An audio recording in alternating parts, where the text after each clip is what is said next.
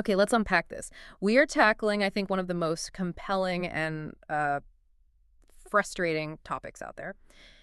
How do you actually do great work? Right. Not just good work, but the kind of work that's world-changing, that's memorable, great work. It really is the ultimate deep dive. We've pulled together everything from the sources, biographies of groundbreakers, research on creativity, psychological studies. All of it. And the goal here is to really distill a universal recipe. We're talking about techniques that apply whether you're a painter, a particle physicist, a startup founder, Yeah, anything. exactly. Our mission today is to give you a guide that works across any discipline. We're trying to move past the, frankly, useless advice, like just work hard. Mm-hmm. We want to uncover this repeatable four-step core process and the specific, sometimes counterintuitive mindsets that actually support it. And this deep dive, it does require a certain ambition from you, the listener, right Yeah. from the get-go. But what the sources reveal is this profound truth. The path to genuine discovery has a surprisingly uniform shape once you actually start moving. So let's start at the beginning, which is often the hardest part. Yeah. Just figuring out what to work on. The sources, they lay out these three foundational criteria. Right. Your chosen work has to meet them. You need natural aptitude, deep interest, and there has to be scope to do great work in that field. But what's fascinating is how quickly the sources just dismiss one of those for our kind of audience. If you're already ambitious, already a high achiever, you often don't need to worry about the scope part. Why is that? Because ambitious people, they tend to be too conservative about it already. They're worrying about the market or if the field is saturated when really they should just be focused on the first two. So it boils down to finding that overlap, something you're both good at and deeply, genuinely interested in. Yep. But here's the fundamental problem, especially for younger people or, anyone making a pivot. How can you possibly know what you're good at or what these different kinds of work are actually like? It's brutally hard. It really is. You can't tell what most work is like except by doing it. The sources call this the coevolution problem. Coevolution problem. Finding the right work isn't like matching a key to a lock. It's a dynamic coevolution between the problem you choose and the future version of yourself. Wait, can you elaborate on that? Because that makes it sound like an impossible choice to make from a standstill. It is impossible from a standstill. Think of it like this. Uh, You're trying on a suit for a future you. You commit to the work, and the work starts to change you. right. Develop skills you didn't know you had, it shifts your interests, it opens up new paths, and at the same time, you change the work by bringing your own perspective to it. You might have to work at something for years before you even know how good you are or how much you really like it. Which is why the steps we're going to talk about they're not clean, they're mushy, and they overlap in the real world. Exactly. So the solution can't be deep analysis, it has to be action.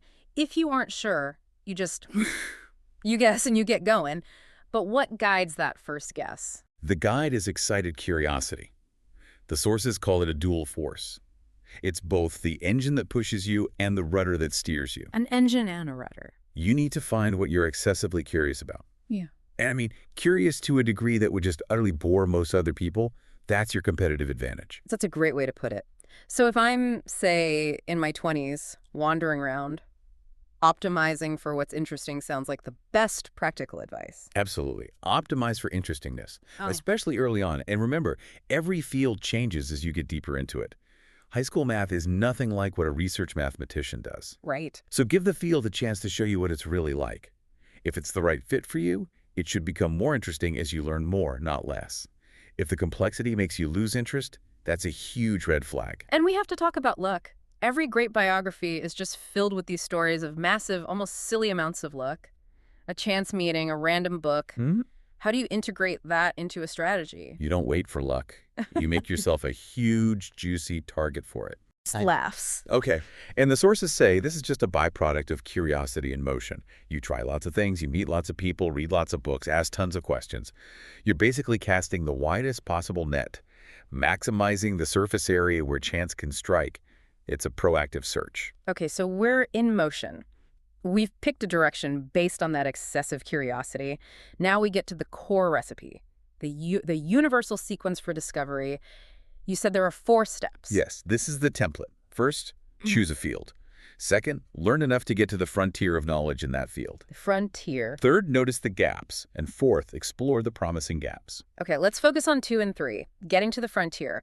What do you mean the edges of knowledge look fractal when you get close? That's a key insight. From far away, the edge of what we know looks smooth, like a coastline on a map. Mm-hmm. But the closer you get, the more intricate and jagged it becomes.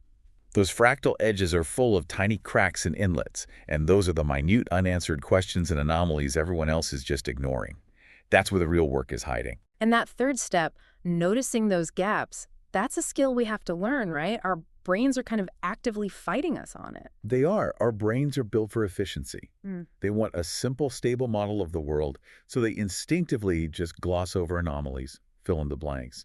So many breakthroughs happen because someone just refused to ignore a strange, small discrepancy. Interesting. If you find yourself asking why something is the way it is over and over, even if it seems trivial, that is a hugely promising signal. Great work almost always starts with a little bit of strangeness. Now, all of this takes a monumental amount of effort. You need fuel. The sources talk about a motivational triad, curiosity, delight, and the desire to do something impressive. And the real power comes when they all converge. If you find a project where your curiosity is satisfied, the actual work brings you delight, even the frustrating bits, and the end result is something you'd be impressed by. You've created a feedback loop that can sustain incredible effort. You're not running on willpower anymore. And this is where the mechanics of work get really interesting, because the sources stress this cumulative effect of consistency, this idea of exponential growth. I think we all miss how that starts. We fundamentally underrated. Writing one page a day feels so minor, maybe even insignificant, but that's a book every year. The curve of exponential growth, it feels flat and totally unrewarding in the beginning. So people give up. They give up right when the effort is about to start compounding. If people consciously invested in things that grow exponentially, like skills or an audience or learning, so many more would succeed. But it takes patience through that flat part. We also have to talk about the activation energy problem. Just starting the work is often harder than continuing it. The sources give us permission to use permissible lies to trick ourselves into starting. It's a crucial technique. It's okay to lie to yourself about the energy required. You don't say, I'm going to work for 4 hours. You say, I'll just read over what I wrote yesterday. exactly. Yeah. Or, well, just tidy up the introduction. That minimal commitment is often enough to break the inertia and get you going. But doesn't lying to myself kind of go against the whole intellectual honesty thing we're about to talk about? Well, a healthy lie is purely tactical. It's aimed at overcoming inertia, not avoiding truth. Another great one is underestimating how much work a project will take. How hard could it be? Right. That initial optimistic push, which is often fueled by a bit of ignorance, can be what gets a huge project off the ground in the first place. And we have to distinguish between two types of procrastination because one is way more dangerous. Yeah, per day procrastination. Sitting around, alarms going off. That's annoying, but it's obvious. Right. The really destructive kind is per project procrastination. This is the one that disguises itself as work. You're busy working on something else, a secondary project, an easier task, endless organizing, so the internal alarms don't go off. And the remedy. It's simple, but it's hard. You have to regularly stop and ask yourself, am I working on what I most want to be working on, or am I just hiding from it? So if you're putting in all this effort, you have to aim high. The sources really emphasize this. The goal isn't to have a certain style, but to aim for genuinely good work. Trying to be the best, not just good. They say it's strangely liberating. It simplifies your decisions. It really does. If you don't aim for the best, you won't even end up being good. That level of ambition is qualitatively different because it forces you to focus only on genuine quality. What's a practical standard for that? The one the sources offer is, try to make something people will care about in 100 years. That instantly filters out everything that's just fashionable or trendy. And to do that, you need this intense intellectual integrity. The sources call it being earnest, avoiding affectation, avoiding dishonesty. And this requires an exceptionally sharp eye for the truth, even when it's inconvenient. Here's a huge source of power. Be aggressively willing to admit you're wrong. Why is that so powerful? The moment you say, I was mistaken, you're free. You don't have to spend any more energy defending the baggage of that mistake. This ties into the idea of informality. Focus on what matters, not how you seem. That's why, in the best way, nerds have an advantage. They spend so little energy on seeming to be anything. Any energy that goes into managing your perception, how smart you look, how cool you are, is energy that comes directly out of being good. And what's really interesting is that originality isn't some creative process you can schedule in your calendar. It's a habit of mind. It's like an angle grinder that's constantly throwing off sparks. Sparks of ideas. Yeah, original ideas emerge when you're just perpetually trying to build or understand something that's slightly too difficult for you right now. And when one of those ideas arrives, it has this weird paradox. It feels both completely new and completely obvious at the same time. You look at it and you think, why didn't anyone think of this before? Because seeing it required fixing a broken model of the world that everyone else was just operating under. Once that model is fixed, the new idea becomes instantly clear, obvious, but noticing and fixing the broken model, that's the hard part. Okay, but what does it take to fix a broken model? The sources say it's this strange combination of strictness and a willingness to break rules. Aren't those in conflict? They're in tension, but you need both. Strictness means seizing on the tiniest clue that the model is broken, that small anomaly everyone else ignores, like how Einstein seized on inconsistencies in Maxwell's equations. Got it. But the new theory you come up with will necessarily have to break conventional rules. A truly good new idea almost always seems bad, or wrong, or even crazy to most people at first. Because if it looked good, someone would have already done it. Exactly. So you need the discipline to spot the crack and the boldness to step through it.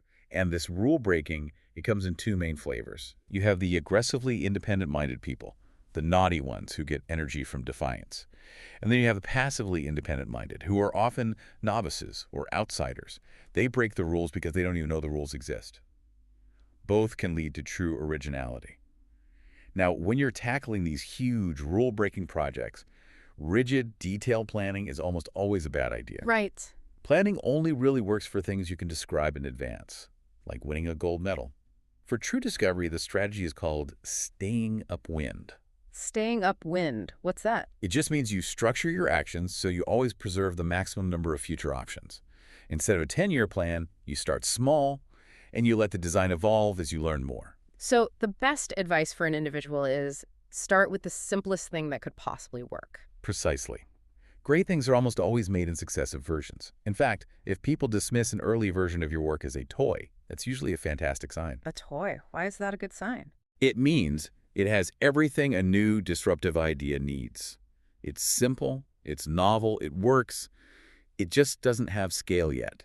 And scale tends to follow once the core idea is proven. Another key point here is the necessity of risk. We need to take as much risk as we can afford. If you're not failing occasionally, you're absolutely being too conservative. This is especially true for younger people. You're rich in time. You have a longer recovery curve. Exactly. It's the optimal time to take those massive swings. And the inexperienced, the young, they have another hidden advantage. Fresh eyes. Don't ignore those initial misgivings. When you're learning something new and some idea just seems wrong or missing, pay attention to that feeling. That's your fresh perspective. If that feeling is still there after you gain expertise, you might have just found an undiscovered idea. But this whole thing, this marathon, it all relies on morale, which you have to, as the sources say, husband like a living organism. You have to care for it, intentionally. And two external things are critical here, colleagues and an audience. So for colleagues, you want to find people who offer surprising insights and, crucially, people you genuinely want to become like. The history of great work happens in clusters. Renaissance Florence, Silicon Valley, which suggests colleagues often make the difference. and the audience. It doesn't need to be millions. If a handful of people genuinely love and engage with what you're doing, that is more than enough to sustain you. But what about when we hit that inevitable wall? The sources talk about the morale cycle. Right. High morale leads to good work, which boosts your morale. It's a loop. So if you're stuck, the answer isn't always to just attack the problem harder. What is it then? Sometimes you need to switch to easier work. Just get something done to prime the pump and get that cycle running again. See setbacks as part of a search process. You hit a dead end in a maze. You don't quit. You just backtrack and try the next path. And finally, it all comes back to the physical. Morale is ultimately physical. Non-negotiable. Exercise, sleep, good food. The sources really favor running and walking because they're great for that undirected background processing kind of thinking that solves the problems your focused mind can't crack. Your body is the hardware. So after all that, the search, the method, the mindset, if we had to distill the secret to great work down to one single word from the Oracle, what is it? Curiosity. It's the engine. It drives all four steps. It chooses the field, it pushes you to the frontier, it makes you notice the gaps, and it motivates you to explore them even when it's hard. But the biggest misconception we need to leave you with is about the big idea itself. Most people think great ideas are answers. Hmm. But the real insight, the breakthrough, is often in finding the correct question. Great work comes from carrying unanswered questions around with you for years, just nurturing them. You have to get comfortable with the world being full of puzzles. It's a great thing to be rich in unanswered questions. Those are your future discoveries. And that leads to our final thought. The source material notes that what holds so many capable people back is a combination of modesty and fear. They subconsciously just shy away from asking themselves the big question, do I want to do great work? So we're asking you. So we're asking you directly right now, do you want to do great work or not? The discoveries are out there. They are waiting to be made. Why shouldn't they be made by you? We'll see you on the next Deep Dive.